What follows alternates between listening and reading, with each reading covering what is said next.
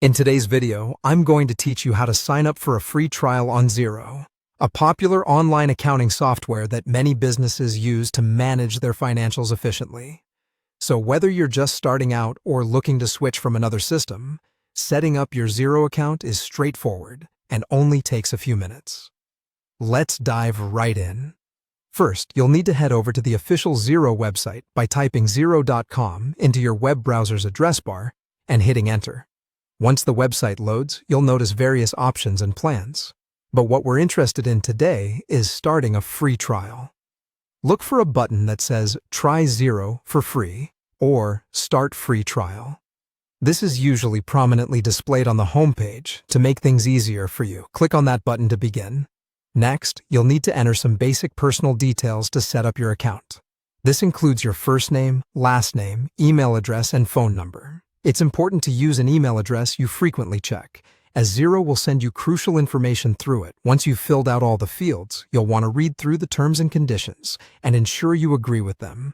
This is an essential step as it outlines what you can expect from their service and what Xero expects from you. After you've entered your details and agreed to the terms, Xero will send an activation link to the email address you provided.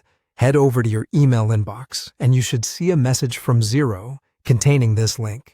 Sometimes these emails can end up in your spam folder, so it's worth checking there if you don't see it out immediately.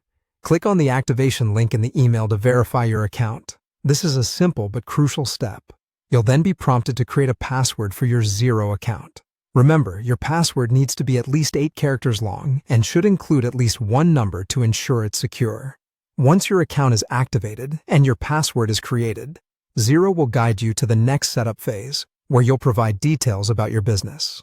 Start by entering your business name, which is how your business will be identified within the Xero system. Then, specify the industry that best describes your business operations. This helps Xero tailor certain settings and features to better suit your needs. Finally, select the country where your business is primarily operating. This is important for aligning various accounting and tax features with the local regulations. As the last step in setting up your account, you need to select your financial year-end date. This is crucial for accounting purposes, and it's something you might want to verify or decide upon if you're unsure. With this done, you've successfully set up your free trial account with Xero. Remember to explore all the features Xero offers within your trial period to make the most out of this experience.